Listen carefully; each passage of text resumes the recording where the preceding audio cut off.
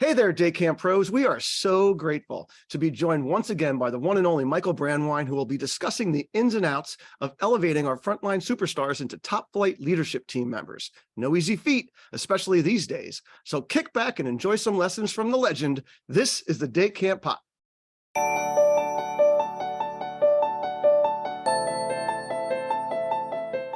Welcome back to the Day Camp Podcast. I'm Andy Pritikin, Director of Liberty Lake in the Philly burbs of New Jersey. I'm Sam Thompson from Crystal Lake Park District, Crystal Lake, Illinois.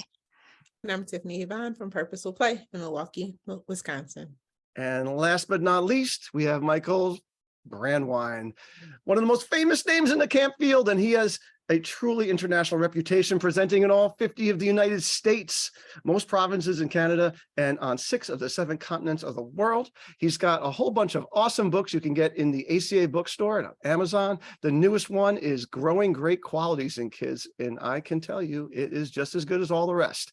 He has written and presented 3 television programs working with young people. He's received an Emmy Award, and he has served on the National Board of Directors of the American Camp Association and lived to tell about it. All right. He comes to individual camps every year to do trainings for staff and to the camp leadership team. So you can reach out to him about that. And he is from Chi-Town, just like the 2 other co-hosts we got here.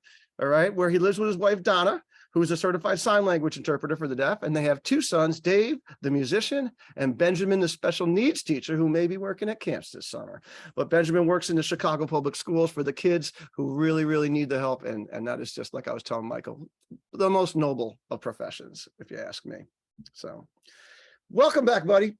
Thank you so much. It's so wonderful to see you. So we got this thing going on in camping right now where there was this staff reckoning of 2021, right? And you've seen it in schools too. I'm sure your son would tell you, there's been a lot of turnover. A lot of people were like, wow, that was really hard.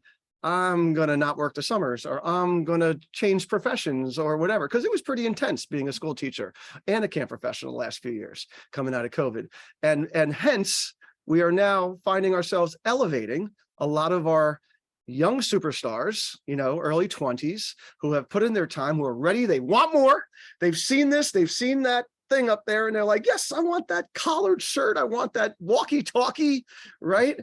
But they don't necessarily know what it entails. We have they think they do. And camp people, we're nice people, and we're good at a lot of things. We're not necessarily great at a lot of things. And I think that taking these young people and mentoring them and molding them and preparing them to be on the leadership team, I think that we could use some advice, Mike.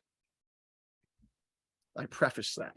You presume I have advice? Yeah. I'm hoping you have advice. Otherwise, we can talk about plenty of other things. Yeah, of course. Yeah. Of course, the trick to all of this is that no matter what the decade is, or pandemic or no pandemic, most of us were promoted to that kind of leadership team position.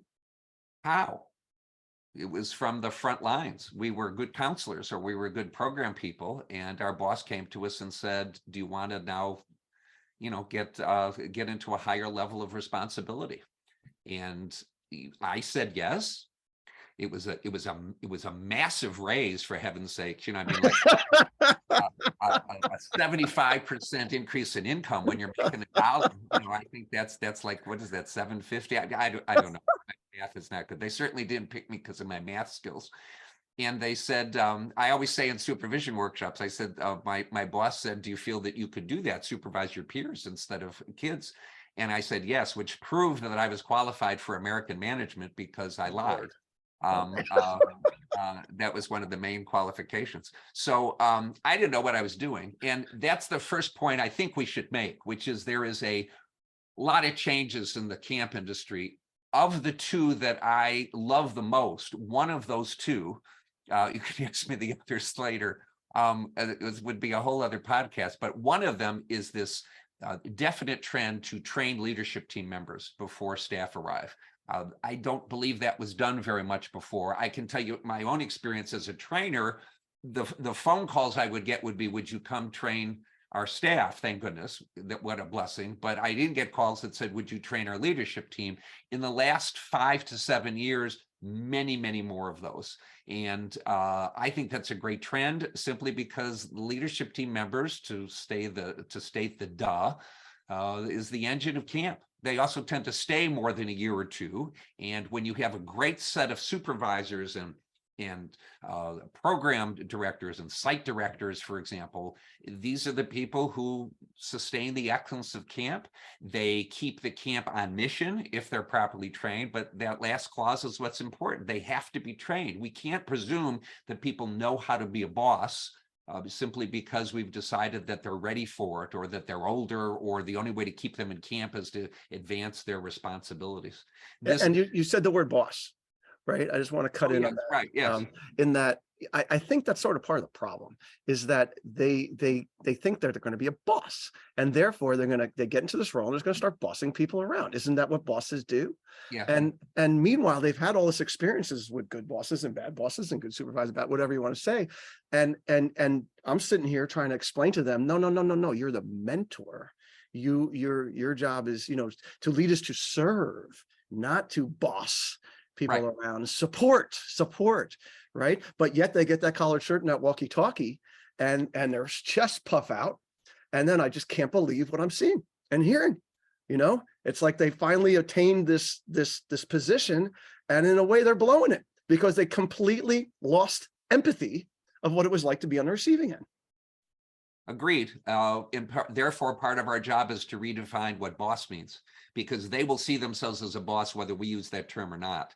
They will see themselves as a team captain, and there are different kinds of team captains in sports. There are different styles and manners of presenting yourself when you're in that kind of role. So that's one of our responsibilities.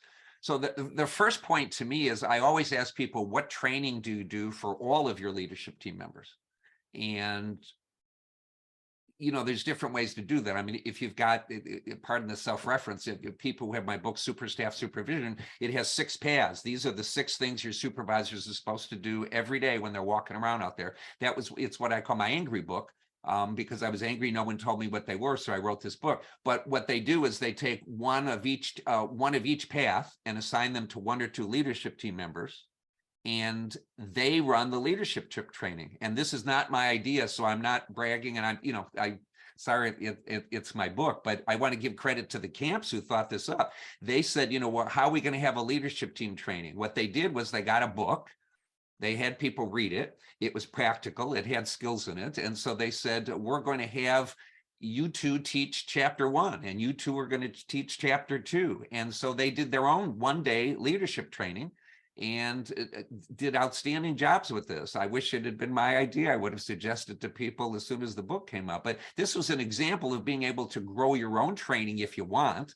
There's people who can help you do it, but there's got to be some kind of training is the point. And I think it's really important then to ask, well, what should the curriculum be in that kind of training? How do we prepare them then for this new responsibility? One of the big questions I get before we talk about redefining boss is an issue that didn't used to come up, but again, in the last, I'd say, 5 to 7 years again, is how do you supervise your peers? How do you supervise your friends? My friends weren't promoted in this position, so it's going to be really awkward for me to do that. So would it be all right if we did 5 minutes on just that particular subject? Because I think that's part of the curriculum, how we prepare them to do that. And Absolutely. Very important. And what I'll do is I'll give you a link to a handout. Of course, there has to be a handout. It's Michael, a handout that you can refer to for this, and which you can, folks, you can even give to as a discussion guide, your new supervisors and your veteran supervisors, everybody, to help guide this quick chunk of curriculum about what to do when supervising peers. The usual advice in this is to say, look, our friendship has nothing to do with this. I'm glad we're friends, but our friendship has nothing to do with this. We have to keep that separate, and we have to do the best job to do it. I think that's terrible advice. I like to do a judo move, and instead what I would like us to tell them is, don't dismiss your friendship, rely on your friendship. And training won't work unless it's simple. So just teach one word, which is because. What you do is you just teach them the word because. you can add to the words, if you want to push them a little bit, the words because we're friends. And what you do is, instead of saying we have to put our friendship apart, what I tell them to do is to say, because we're friends, we know things about each other and trust each other in a certain way and have built a relationship. And that's how you and I can work together in these new roles. Because I don't think it's practical to tell them to keep their friendship apart, because at a day camp, for example, they're going out tonight on Wednesday night. So I don't think that's a practical thing to do. I've had much more success saying, use the friendship in a judo-like way. So what I want them to say is, our being friends is really important to me. And what our being friends means is blah, blah, blah, blah, blah. And then relate that to the probable problems you may have, may not, working and supervising your peers. So can I give you 3-4 examples really quick? You know, I'm big on examples. Please. The first is, I tell them to blame others, because it's always better to blame other people. So blame your director, and then say, look, it wasn't our idea to put ourselves in these roles. You and I didn't decide what roles we would have for this year at camp, but because we're friends, notice the because we're friends, that means you and I can decide as friends how we're going to help and support each other in these roles. So you blame someone else. It's not like I said, well, I'm better than you, so I'm glad I got this promotion. What you do is you blame other people. The second example that I use is to say, because we're friends, you know that I want to do everything I can to support you in doing your best work and having the best summer. And you know that, and you know it's true because we're friends. And because we're friends, you know better than anyone else how important it is for me to do this job. Or you can insert the word this new job, because this is a new role for me. So because we're friends, we want to support each other in what these roles are. And that's much better to me than saying the unlikely, which is we have to keep our friendship apart when we're at work. The third piece of this that I like to say to them is, one of the best things about our being friends is that we can put everything out on the table. People who aren't really good friends or who haven't worked together before, they can't do that. There isn't that level of trust. You can't necessarily tell people what you're really thinking. So if there's ever anything that I do, Tiffany, that bothers you, because I'm your team leader this year, if there's anything that I do that bothers you, then I know that you will come to me in an appropriate way and tell me that that's ticking you off. I know that you'll do it. You won't do it behind my back. I know that you won't do this in front of others so that it would embarrass it. You'll make it a private conversation. You'll say, Michael, no offense, but where do you get off, telling me blah, blah, blah, blah, blah, blah, blah. And that, is something that is the same thing that I will tell you. I would never do anything to embarrass you. I would never do anything to betray the trust that's a part of our relationship. I finish that, I'm giving you exact words because that's my style. I feel if you give people exact words, then they can improvise on it. I don't talk the same way to every person the same way, but without exact words, it's not a specific enough example. It doesn't help me learn how to do stuff. So what I like to say here is, we know that we will take care of each other and watch each other's back, no matter what roles we're in. And that's because, there's the because word, that's because we're friends. I'll give you one more example. Yes, we're friends. And one of the reasons we're friends is because I respect how important kids are to you. That's one of the values that we share. And it's a big thing that we have in common. And we've both picked a job that's about kids. I know we can agree that the kids are going to come first. And anytime anything between us, if there's ever any tension or friction, it can't get in the way of our doing the best for kids. We don't want to do that. And so what I do is remind them that kids are the focus, and that's something that I treasure, that we both value. Off duty, we can focus first on being friends. On duty, we always focus first on the campers, and I have confidence that we can make that happen because we're friends. And because we're friends, I know you and I can work together in a way that if we didn't know each other, it wouldn't happen. Are you concerned about these new staff that are elevated to these positions during the off-duty times? Will they continue? Will they compromise their respect by sort of by by doing things with the frontline staff that are sort of borderline inappropriate and things like that, because they've been doing that for years with them. And now all of a sudden, is it fair for us to set the expectation that they should stop that? Is it fair? Yes. Can I go further? Yes. Is it required? Absolutely. Sure, right. You are not, Sam, you're not doing the job for the kids as part of our team. If you go, well, here's the joke I always tell. It's a day camp. So if you go out tonight and you wear a camp t-shirt and, you start a drunken brawl, that reflects badly on all of us. That could even close our camp, just that 1 5-minute decision. So if you're going to do it, wear another camp's t-shirt.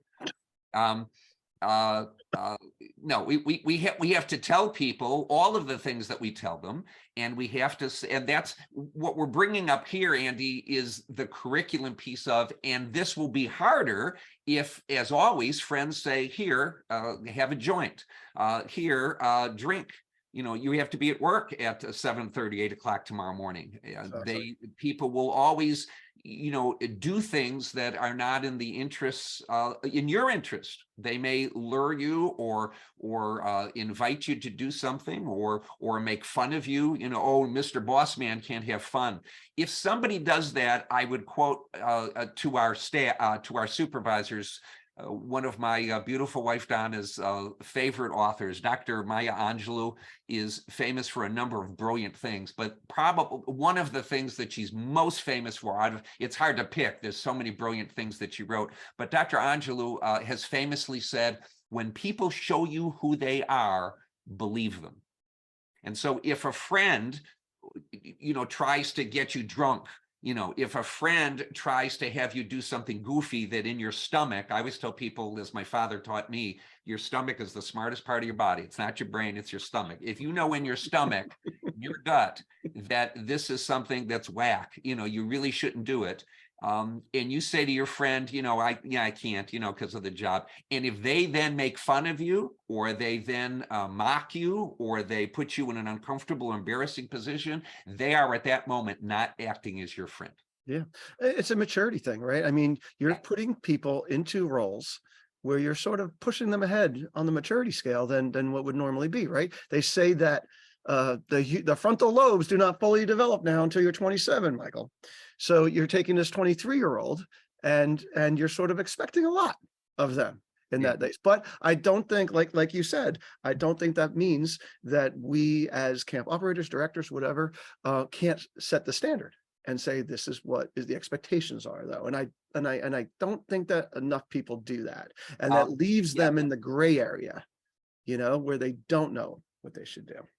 I maybe the most famous thing I've ever said, and by famous, I'm not specific is terrific. No, it wouldn't be specific is terrific. It may be that the thing I most quoted on in supervision is the main reason. I may have even said this on the podcast before. I won't apologize for repeating it. The main reason that people don't act professionally at camp in this really fun job is because we don't act like real bosses. You've never said that on this podcast. It's awesome and brilliant. I love it. Okay, well, thank you. I always take people to Best Buy and say they don't let people clump at Best Buy. They don't let 2 or 3 people in the computer department all stand together and talk on their phones. There's no Best Buy in the United States. I forget there's another name for it we use in Canada, but that they do. But that's because they don't accept it. It's not acceptable behavior.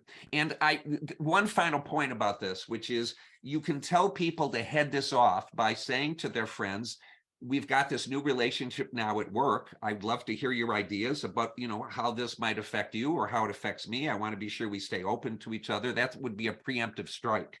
And the other thing you can ask is, what would I want to say? You can say, what can I do to show my friend that I trust them? What responsibilities could I give them? What advice could I ask from them to show them that I value them in this relationship? And that would be a way to keep that trust there. So this is an important piece that I think we have to do for folks who aren't used to dealing with their peers in this new way. Can you just restate that one more time? The thing about the phrase that you used about us not acting like real bosses, camp Oh, director. sure. Oh, yeah, right. That was just so great. Thank you. The number one reason I believe, and I say I because it's just my opinion, but the number one reason I believe that staff have difficulty acting sometimes professionally in the fun job that is camp is because we don't act like real bosses. The reason they don't act real employees, to say it shorter, which I'm not good at, the way they don't act like real employees, professionals, is because we're not treating them in that way. We don't act like real bosses. We don't do what real bosses do. Real bosses say, real bosses, I mean, you can say, I love you, I believe in you, you're very important to me, and you absolutely have to do this. This is a requirement. Yeah. And then, of course, is a whole workshop, which of course I do, which is on what if they don't do it? Well, then you go to them and you say, my understanding was we agreed that this was going to change. It hasn't. Talk to me about that. You don't say anything. You get them to talk to you to show them that you're serious about it. If that doesn't work, then you say, what is getting in the way of you keeping your promise? Was I wrong in understanding that you were promising this? Did I misunderstand it? And I get that you won't do this, Sam, unless you believe this is valuable, that this is the right thing for you to do. So how would you explain to me why this would be the right thing to do? In other words, Socrates. You use questions.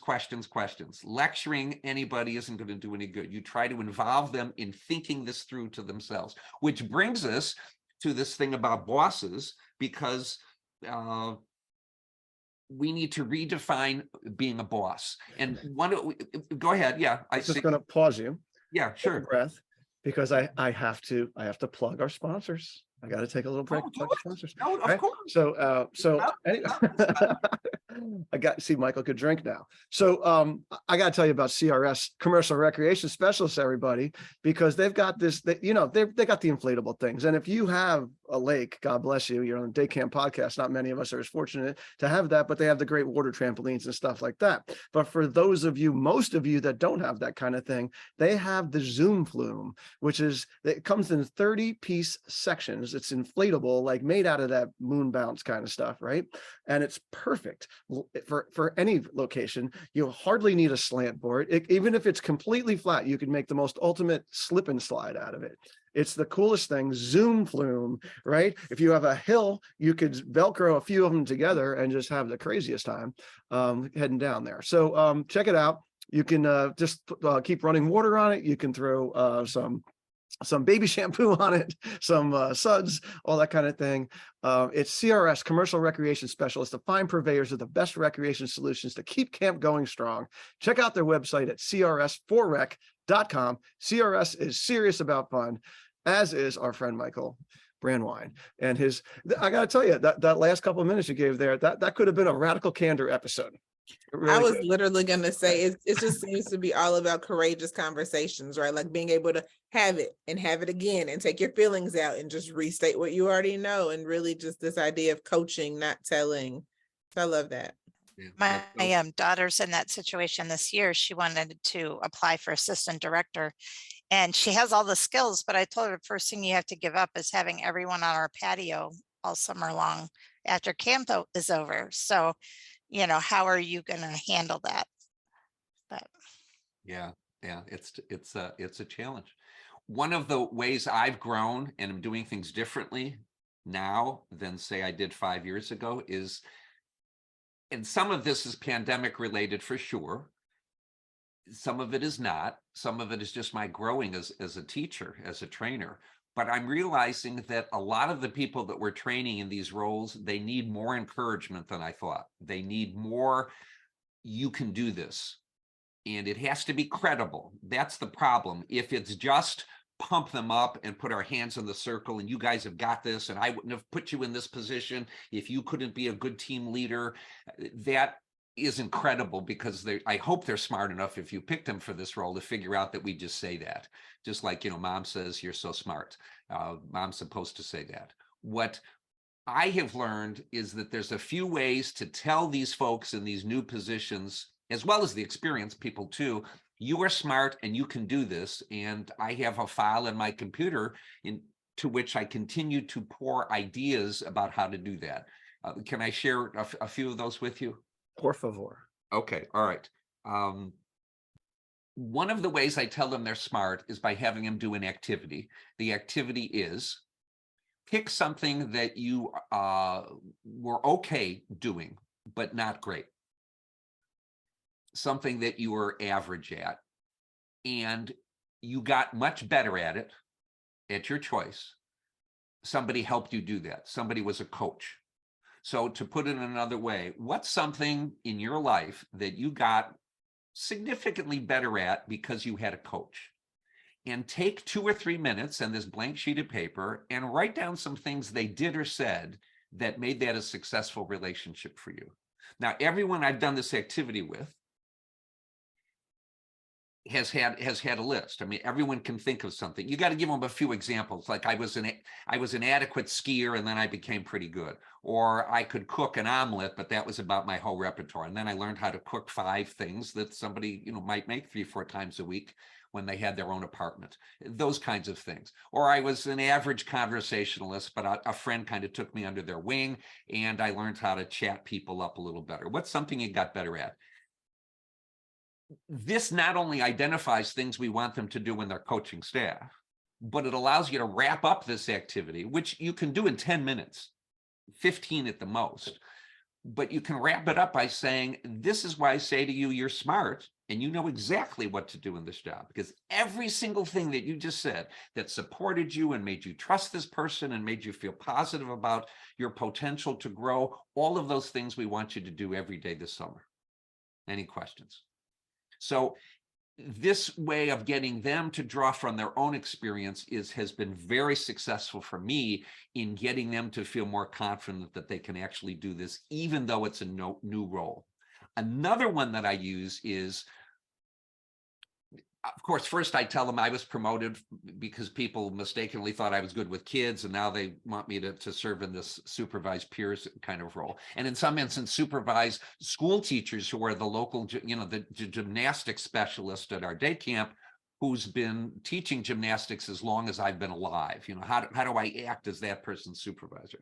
So what I say to them is, everything that you did that made us notice you as one of the superstar leaders of kids, every one of those things is equally important when you are leading young adults, peers, everybody else, including people who are more experienced than you. Can I give you some examples? You say, listening. You could not have been good with kids if you didn't know when to shut your mouth and interview people. Interviewing, as you know, is something I trumpet a lot. I think that's one of the great human skills. Right. Asking people questions. Right. Absolutely. Right. Yeah. Asking them questions, drawing them out so that there's something to listen to. And that's what you want to do with staff when you are coaching them, when you are their team leader. You want to say, how do you folks think we should do this? What's getting in the way of making this work? What are some things we could do in order to make this better? These are all questions. It all requires us to listen. It is all based on, what do you think? Those powerful forward question. What do you think? What do you think? What do you think? Yeah, I love it, Michael, because this is, like I said, like it always surprises me, someone who's been a longtime camper who then becomes a counselor. And then all of a sudden it's like they didn't connect the dots themselves as to all the things that they would need to do. And you would sort of just assume, because they spent all that time there, that it would, by photosynthesis, it would have just happened. And then the same thing happens again. It's like symmetric. Same thing happens then going up to the leadership team. It's the same thing. And then the same thing would happen going from leadership team to being a camp director. The relationship between the camp directors and the leadership team during the frontline staff to the kids, it should all be relatively symmetric of respect and listening, like you're saying, like these basic tools. But it seems like when somebody gets ratcheted up a level, something happens with their confidence or their lack of confidence, maybe even, and they feel like they have to overcompensate, and they forget a lot of those basic things. And so I love these little orientation kind of tools for getting people to connect the dots. Thank you. I mean, I've got a couple of more that I can give you right now. I just want to, in response to your excellent comment, Andy, I want to say that my amateur theory as to why that is, why they forget, is because we're telling them, okay, now you have to be different. Now you have to, you can't be a counselor anymore. Now you have to, and the message we're giving them is this is a whole new ball game. You know what this reminds me of? It's when we tell the LITs and CITs, call different things at different camps, our junior leaders, our leaders in training, counselors in training, you're not a camper anymore. This is different. Now you have to grow up, you have to be mature. So I think unwittingly, we've failed to be specific about what we mean about that transition. I would rather say, yes, this is different, but it's really not different at all. People will tell you that being a supervisor, say, of counselors is no different than being a team leader of a bunch of kids, which is not to, and I always add this, which is not to insult the counselors and say they're just big or older kids. It's just to say that the same, and Andy, I loved your phrase, the same basic tools apply. Listening is one of them. Another one is, it's very important to give credible praise and feedback to people who do the things you want them to do. We know that's with children. You can't tell children, would you guys be quiet? You're driving me crazy. That's response to negative behavior. A good parent and teacher and camp leader says to kids all of the time, I asked you to do it. You did it right away. That is so respectful. We've got first-time listeners in our day camp group. This is going to be a great day. What you do is you look for the things you want to see and you praise the heck out of it in a credible way. You don't say, oh, you're such a good counselor. You say, I asked you to look into this and you called that parent, last night. You did it immediately. If you want to know whether I think you're dependable, there's the answer right there. I asked you to talk to this mom and you did it in less than 24 hours. That kind of specific compliment is exactly the kind of thing that these people, tried to do when working with kids, and praising the positive is one of my 6 paths for a supervisor. Celebrating the things that we value so that it continues to grow. Another one of my paths is responding to undesired staff behavior in positive ways, which means replacing it with better behavior, which is what we do with kids, right? We don't say to kids, you can't whine, stop your whining. What we have to say to them is, if you want another turn, you have to take a deep breath and say, Mr. Michael, I would like another turn. You use your voice and I will listen to you. It doesn't mean you get it, but I will listen. I don't listen to whining. I listen to when you use your regular voice and you can tell me anything you want. I will listen to you. So you're trying to redirect them in a way that would be really important. You want to, another example is you guided the choices of campers. You didn't tell your campers what to do, you guided them. So what you did is you asked them what would be a good choice here when they were too noisy to listen to the rules of the game or to how to do the arts and crafts thing. You said, what did you say to them? You said, wow, I have lots more to tell you so we can finish our friendship bracelets, but I can't do it because everyone's talking and I can't tell if you can hear me.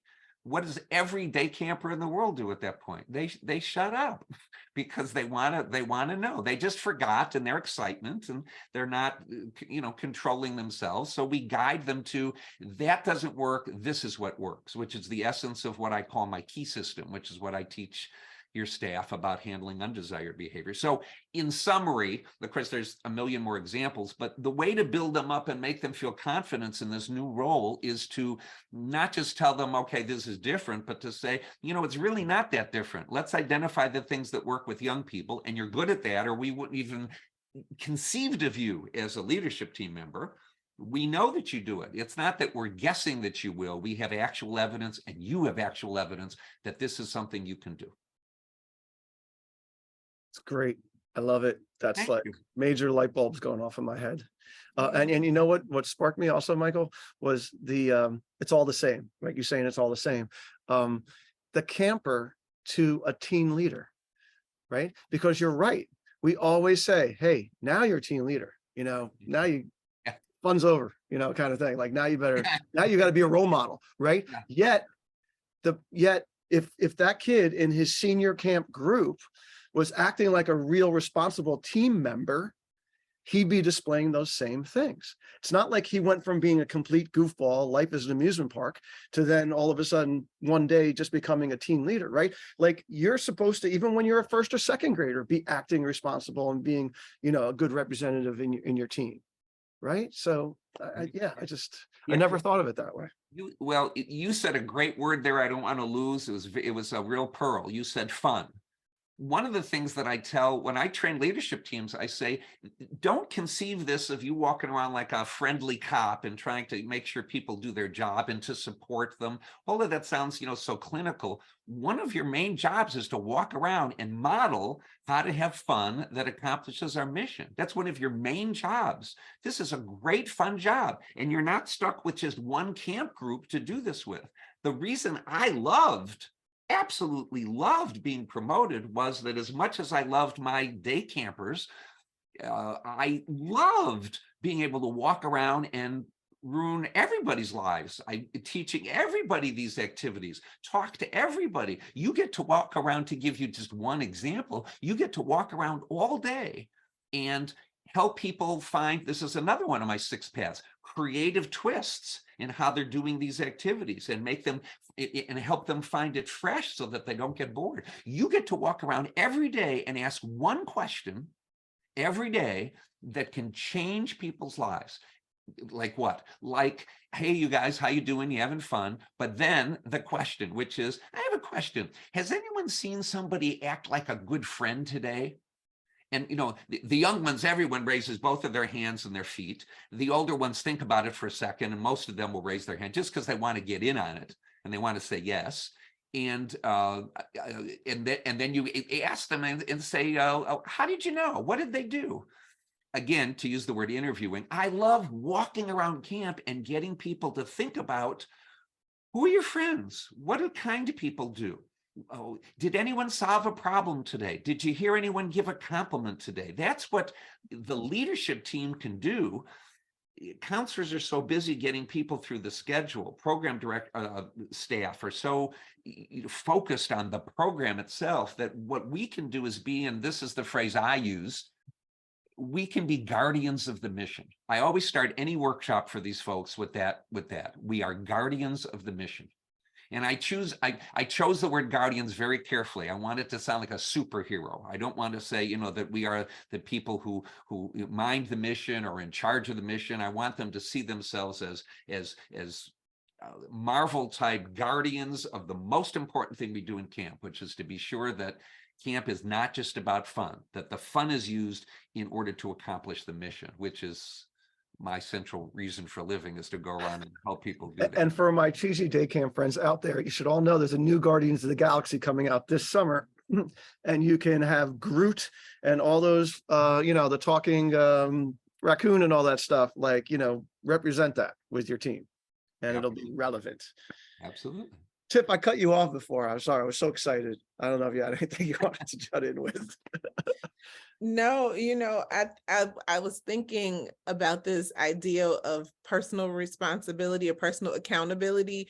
And it's been a huge thing in coaching corporate clients, right? Because everyone's giving their power away to everyone else. Like the company should do this and the leader should do that. But when Michael was talking about the line of questioning it and people coming to their own decisions, it made me remember of how when people come to their own decisions, they're far more bought into them versus if you just tell them what to do. So the line of I don't remember where we were in the pod, but when Michael was talking about that line of questioning, I was thinking how genius it was, because the questions get them to the answer you want to give them anyway, right? But because they came up with them themselves, they're far more bought into it from an emotional level. So then it actually comes to fruition because they feel like it was their own idea, kind of just like those leading questions. So that's all. Yeah, because you're absolutely right. And if I may, I will quote myself from my Training Terrific Staff book. People take better care of things they help create. Right. And it's easy to just tell your middle management, hey, just walk around and ask questions, right? But I like the way Michael twists it and calls it interviewing, because that's sort of, it's a step farther, right? We have to practice what the questions should be. This is a whole other podcast or workshop, but I'm a big believer that we should have a consistent set of questions, 3 to 5, that we ask every staff person every week. And they should know they're going to be asked this as part of their training. And we should explain why these are the core questions. Very important to do. And so one of the things I do when I'm doing a leadership team training is say, let's decide what the questions are right now. I mean, one of my questions is going to be about mission. How can we use this activity to make the mission happen? But what other questions you want to ask? One of the questions might be, what can I do to best support you this week? But everyone's going to be asked that every week. There's no surprise here. And this consistent questioning, in addition to anything else you want to ask, and we tell them there will be other things that come up, but once a week, everybody's going to be asked these questions. And that's a way of assuring some consistent level of support and relationship building. Right. So before we wrap this kind of thing up with our last few thoughts on this, I got to tell you about our friends at Camptivities, another one of our proud sponsors. You know, if scheduling was a headache for you in 2022, it was for us, because we were going back to non-COVID programming. It was actually complicated again. Hopefully you made it a little bit easier by cutting out some of the bells and whistles. But regardless, Camptivities can help with the bells and whistles and the core stuff and all this, specifically designed by day camp people for day camps, right? So save time, money, and resources and create the best diverse activity schedule yet. You can check it out at camptivities.com. They got group scheduling, camper scheduling, batch scheduling, manual adjustments, rainy day scheduling, tons of customizable settings, and 50 plus reports to work with, right? This is going to save you time. So think about your organizational continuity and stop relying on one person to make your summer schedules that stays up till 4 a.m. That is not healthy, right? We'd love to show you the next big thing in camping at camptivities.com. So Michael, I was talking about, like, to lead is to serve, to respect is earned, right? That kind of thing. I think that what everybody needs now. The kids need support from their counselors. The counselors need support from their middle management. The middle management needs support from the directors. I think framing it these days with that, because that's becoming such a big word that people are starting to understand and appreciate. And I do feel that, with everything that went down, especially in 2021, that camp directors did get like a cold water thrown on them, that, wow, we were really putting our people under a lot of pressure and stress, and we are trying to show them more support than ever. And to me, like, that's how I frame it for my young leaders, is like, your job is to make your people's jobs easier so they feel better supported, so they feel like they can do all the things that they want to do, and as opposed to just making the trains run on time, right? Which is like your whole thing about walking around and interviewing people, as opposed to just making sure the trains are running around time. And because I think day camp is way harder than resident camp, which has 24 hours to get things done. And we have this like 7.5-hour window where it's just like, get your clothes on, go to swim, and get it, and all that kind of thing. And it's so easy to just make sure that all that happens, as opposed to making sure that your staff aren't overburdened and overstressed and all that kind of thing, and reading the body language and just having conversations with them. Well put. Although you did put your finger there in your comments on one of the, I'm sorry to correct you, but see, one of the reasons that you're saying day camp is harder is the 7.5 hours. I always recommend 20 minutes tops for the day. And if it was just a 20-minute day camp, it wouldn't be so hard, Andy. But you insist on going all morning and all afternoon. Listen, we're also providing daycare for the parents. That's a big part of our success here. So we have to. Well, I wish you would provide, excuse me, I wish you provided daycare for parents. That way they wouldn't have to work. They could go, and it would be like camp for the parents. Then the kids could go learn and grow, and people would stop bothering them. I realize these are just big dreams, and it's just not going to happen. Yes. I'm sorry for being silly, my friend, but what do you expect? Now, Michael, I know you've got 3 trainings here in Illinois coming up not too far in the future. Well, yes. And in fact, Sam, you're aware of it because Sam and I from the Chicago area in Illinois are both proud of the Illinois affiliate of American Camp Association. And I love bragging about those folks. Can I brag about them for just a moment? Oh, we love them. Absolutely. They just very quickly, but one of the great ideas they had years ago is there should be a place that every camp director or executive or someone should be able to send their leadership team to get trained every year, because we agree with you, Michael. Yes, there should be training, but where do we get the curriculum for that? We don't have time for this. they don't have time for this. Many of them are in college or university and they're just finishing exams. How are we going to do this? So it was ACA Illinois that came up with the idea of creating a one-stop, one-day program where people could send their supervisors and their new ones, as well as their experienced ones, because the experienced ones need to have new challenges to keep them refreshed and to keep them coming back and to keep them growing. So yes, one of the things that we have coming up is I'm doing that supervision course again. I'm looking at my notes here. It's on May 13th, 2023, and it's from 10 in the morning to 4:15. It's a live webinar online, and it is a way for you to get them trained. So you can just check that off your list.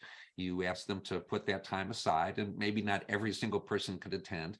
Plus, another idea that we have is if you're going to do the training yourself, or if all your people, can't attend, then this is the way you get the curriculum and how to teach it. So if you attend this, you will be able to turn around at whatever times, and it doesn't have to be a whole day. You can do this in 20 minutes here and 30 minutes there. Just like the activity that I mentioned in this podcast about asking people about how they were coached to a higher level. We've got 20 of those kinds of activities so that you could do. So that's a great way. And can we put the link up to where to get more information and a flyer about that? That's number one. Can we do that? All this stuff is going to be in our show notes. Okay, all right. Right there. Number But I just two- have a question about this, about number one, right? Yes. So first of all, this is wonderful. So this is not an Illinois thing, right? This is an anywhere in the No. world thing. You can Oh, watch this in thank you. Bangladesh if you wanted to, right? You- And it's from 10 a.m. to 4:15. You don't necessarily, like, if it's a school teacher that we want to watch this, I'm hoping that they'll be able to watch it like later. Well, no, it's live. It's presented one time. It isn't recorded. A long story as to that. This one is not recorded. Some of the things that we've done are. So this is for full-time camp staff, is what this is for. It's on this Saturday, so you might be able to get Oh, it's some on of a them. Saturday. Yeah. Oh, there you go. Thank you, Yeah. Sam. Yeah. Sure. You saved it, Sam. You do not need to be an ACA member. You do not need to be an ACA member, although, as you know, I always say that is strongly encouraged. And if you need to know why, ask any of us, and we'll explain to you the advantages to that.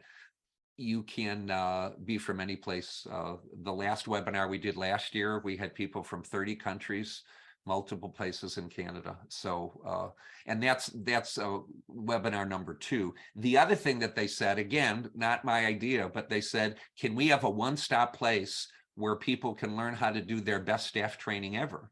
And the answer is yes. We can provide a place, and do provide a place, that is the answer to this question, which is, you're going to spend at least 50 hours, I hope, planning your staff training. How much of each of those hours is worth? It might be 60 hours, 65 hours. It takes so much time to do this. Why are people doing this by themselves? Why are they, looking through what activity can I do to teach my people how to listen? What activity can I do to teach them how to bring out the best behavior in kids? We've got all of that and multiple versions of it so that you've got several years worth. So you don't have to do the same thing every year. Well, what can I do to not make this a lecture? How can we make this interesting? We've got all of those tools. And so what we've done is to, again, this year, pack that into a 2-day course. This is March 28th and 29th, 2023, from 1 to 4. These are all Central Daylight Time things on each day. So it's 2 half days on a Tuesday and a Wednesday.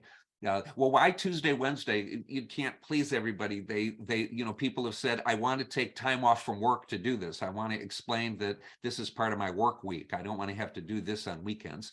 And we provide an incredible amount of materials and activities, schedules, all of the things that you would want in order to save you dozens and dozens and dozens of hours of time, A, and B, boost the quality of our training. We can't lecture at people anymore. The staff that come in our staff trainings, they don't want people to talk at them or read to them or give them the stuff in writing. They want things that are interactive. We want to be able to model. This is the most important thing. And the hardest thing to do in staff training is to make our staff training a model of how we want staff to turn around and lead and teach our kids.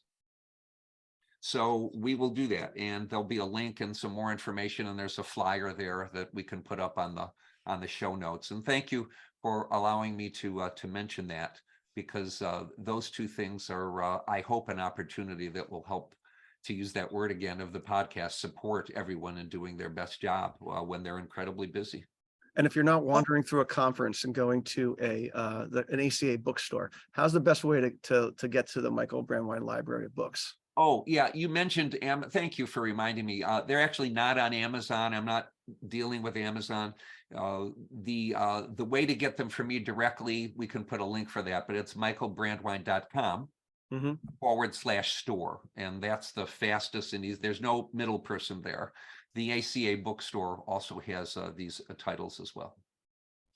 And Michael's doing one other thing that he didn't mention, which I think is an ingenious idea. Illinois is supporting their visitors by letting them have a session with Michael, if you want to explain that a little bit. Well, that's, and do you have the date for that? May 20. Thanks. Where's my calendar? Yeah. Well, one of the, again, brilliant programming ideas that my colleagues in Illinois May 21st. Yeah, one of the ways to reward volunteers is to give them resources to help support them in their role. And so for people who are willing to step up and willing to be visitors or serve in other volunteer capacities in our part of ACA, Illinois, part of the payoff for that is find somebody, in your section who can provide some resources to folks. So we're going to come together, we'll have lunch, and we're going to do a morning and an afternoon of some workshopping to give people skills that would be of value to them. Not only, by the way, in their professional life in camp, but even in their personal life as well. So these things are good ideas, I think, for sections and for affiliates to think about as a way of rewarding our wonderful volunteers. And I'm proud to be a part of that. I thought that was a terrific idea too. Thanks. Excellent. And so this podcast is going to come out around February 1st. So are we going to be seeing you at ACA National Orlando? I will be at ACA National Orlando. I will be at Tri-State. I hope, I just got a call this morning. I hope that I'll be in Palm Springs for the ACA Spring Leadership Conference that's done for the West Coast, which I did 3 or 4 years ago and will be returning to as well. So yes, I will be out there full time doing whatever I can to support everyone's great work and exciting projects which are not talkable about yet, that this will be a big year to put together. I hope to have the ability to return to the podcast and tell you about some exciting new things that are even bigger than any of the things I just mentioned. Woohoo! And of course, like Michael said, he's happy to talk to your leadership teams, whether virtual or in person. Well, yeah, that's, I don't know if it's apocryphal, but the thing of so-and-so doesn't have a date because they're very popular and everyone assumes that they have plans for Saturday night. People ask me all the time, do you have room to do our staff training in May or June or July, or, do you have room for the leadership team? Yes, in part because every year I create chunks of places for new clients or for people I only worked for 5 or 10 years ago. Of course I do, because that's the way I keep it fresh for me. So now it would be a lovely time. People can always reach me at mail, MAIL, at michaelbrandwein.com, and I'd be delighted to talk to you about it. It's kind of you to mention that. And yes, and know that even though Michael has given 11,000 sessions in his lifetime, he does not go into his briefcase and pull one out and do it. He starts from scratch with everything that he does. And when he came to my camp a few years ago, we wanted a uniquely day camp kind of session, and he did one on what to do in the in-between time, between periods. Yes. And it was just about that. It was wonderful. And that was your request. It was a need that you saw that many camps have, not only day camps, but resident camps. And that, I love that. Some singer-songwriters, they perform covers and they're very successful and they get, their platinum and whatever. Greatest hits. We could just go play. You could be like the Eagles and just do your greatest hits. But they're doing other people's music. Other people write their own music and they only perform their own stuff. And that's the niche I always wanted. That to me is where I get my joy out of teaching, is not teaching things from other people's books or their repertoire, but making the stuff up and teaching my own things. And that makes me, just blessed to be able to do that. Right. But look, the Eagles tour all around and charge $500 a ticket, and they play the same songs from 1975. Whereas you come and actually write original songs when you come out to people. So Oh, that to me is thank a real credit. Yeah, your first question when you came out to mine last year was, what do I feel I need my staff to learn? And so I know you always start with what the camp feels like they need and then go from there. Well, thanks, Sam. Yeah, that was the first question before training your staff last year. I always ask people, all of my clients, that's the number one question I ask them, which is, what would you like people to be better able to do at the conclusion of this when I present than when they walked in? That is always my number 1 and number 10 question. It's always the beginning. It's always the end. And isn't that the right question for us to ask as staff trainers? For every segment of our staff training, we should always have a big, one of these, a sticky note up in front of us next to our laptop, next to our computer that says, what do I want these folks to be better able to do at 11:15 that morning or at 10:15 that morning that they weren't able to do when they walked in? And that's what makes this action oriented. And that's what I call the usability principle, because if it isn't usable and it isn't actionable, and if we don't get them to practice these things right now before they have to actually do it, it really, it isn't going to work very well. So those are the things we teach in the seminar. And to bring it just back to the beginning again, that's what I did at my camp in figuring out what like my 5 pillars, my 5 star points would be at my camp, is asking that question of what we want from the kids. Where do we want the kids to grow? Right. And we put that out to our leadership team, and that's how we came up with that. So again, like everything that we're doing from the top level down to middle level is the same stuff from the middle level down to the kids. It really is all the same. I really love that and appreciate that. So guess what, everybody? We want to thank the Go Camp Pro team, Camptivities, and Commercial Recreation Specialists for allowing us to bring this podcast to you. And like Michael said, a shout out to Colette and the ACA Illinois team for those cool webinars that Michael's going to be on. You can check all that out on our show notes at daycamppodcast.com. If you like what you're hearing, you should subscribe to the Day Camp Pod on your favorite podcast platform. All right. And in the show notes, you'll also find contact information for Michael, for myself, for Tiff, for Sam. So thanks for listening and making yourself a better Day Camp Pro. We'll be back in 2 weeks with another episode of the Day Camp Pod.